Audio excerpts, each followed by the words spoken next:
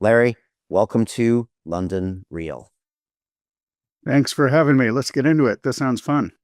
Yeah, let's jump into this. So, in 2011, I walked away from my job as a banker in London. And based on my inspiration of Joe Rogan, who at the time wasn't even on YouTube, I mean, very few people knew about Joe.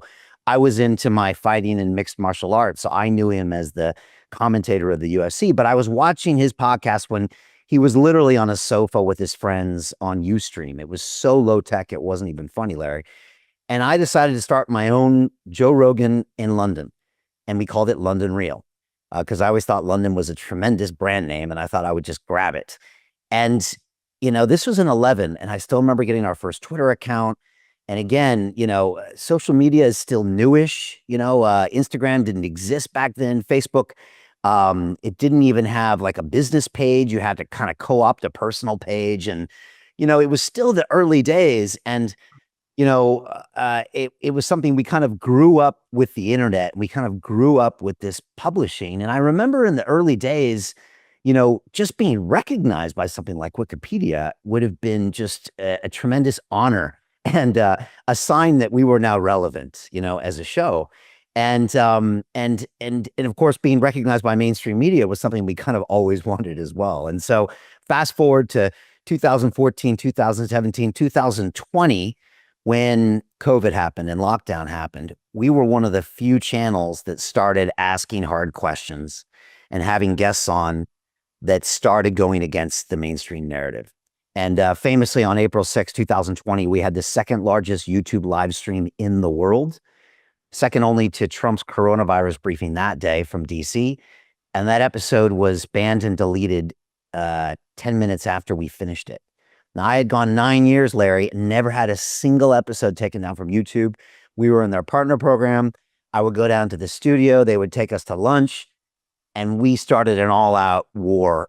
And it wasn't just YouTube. It was systematically Dropbox, Twitter, Facebook. Everybody was taking us down. And then soon I realized that we were being ripped apart on Wikipedia. And I just couldn't believe it because I think we all just assumed it was this transparent, trusted source of information equal to the truth, and I started finding out firsthand how it wasn't. And Larry, I would tell people, how do you get out of a rat race? How do you create wealth not only for yourself, but also for the generations to come after? I am absolutely amazed with the quality of companies that we're getting exposure to. We go on to Zoom calls with the innovators and the folks who are building new applications in metaverse, blockchain, artificial intelligence, decentralized finance. What's going on, everybody? Thumbs up if you can see me. We are focusing on early stage investment. And the quality of people that we're getting exposure to, whether it be Dan Tapiero with 1RT, Jason Ma from Open, Yatsu from Animoca. It's been a phenomenal experience thus far.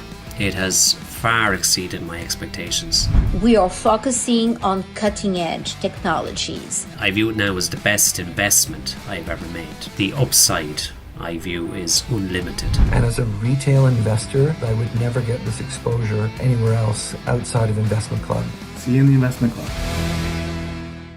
How it wasn't, and they thought I was crazy. They're like, oh, you're just a conspiracy theorist. I'm like, no. There's people on there that have it out for me that won't allow me to change things or even update what I think are facts. And so I'm really curious what you make of our experience there. Just feeling that. And it started right around 2020.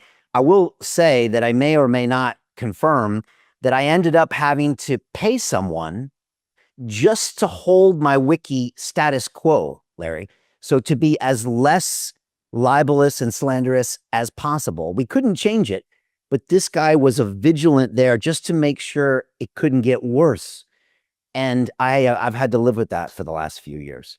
So that's been my experience. I'm curious, what's your take on that and many other stories like it? Well, your story is fairly typical.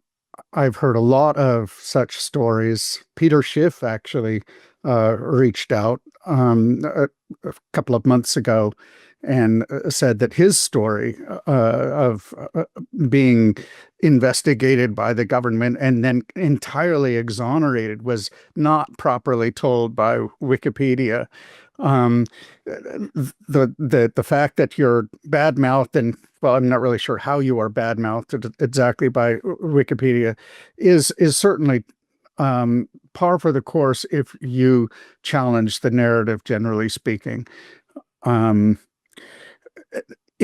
fact, there are podcasts, I suppose, that can be used as sources on Wikipedia. Not very many of them.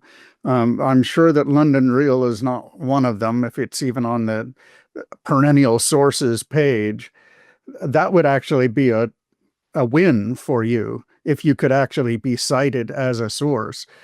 And, that would be something to have your guy look at. It is absolutely true that people who can afford it will pay and have maintained their pages by, PR firms that specialize in working on Wikipedia. And it's required, essentially. Otherwise, they will absolutely take you apart and libel you mercilessly with no recourse. Part of the problem here is that you're dealing with anonymous people. You can't sue them because you don't know who they are.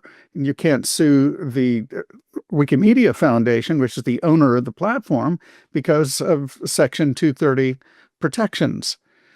So, yes, I'll tell you what I've told many people before. I'm personally sorry for what you've gone through. I'm sorry to have sort of unleashed this on the world. I did not intend for this to be an engine of libel as it has become. It's a real shame. To continue watching the rest of the episode for free, visit our website londonreal.tv or click the link in the description below. Hi, it's Brian Rose from London Real. You probably know that we've just recently been re-platformed on YouTube after 25 months completely in the dark. The truth is, I really need your help. What I really need you to do is click on that subscribe button right now, like this video, and maybe even leave a comment or share the link with friends. We're really fighting against an algorithm that's tried to keep us quiet for so long. And the more subscribers we have, the more people watch our content, the better guests we can bring you, the better content, and we can continue transforming lives. We've been doing this for 14 years now. I want to do this for another 14 years, but I really need your help. So click on that subscribe button, like the video, leave a comment, share this, and we're going to continue to bring you more and more great content. Thank you.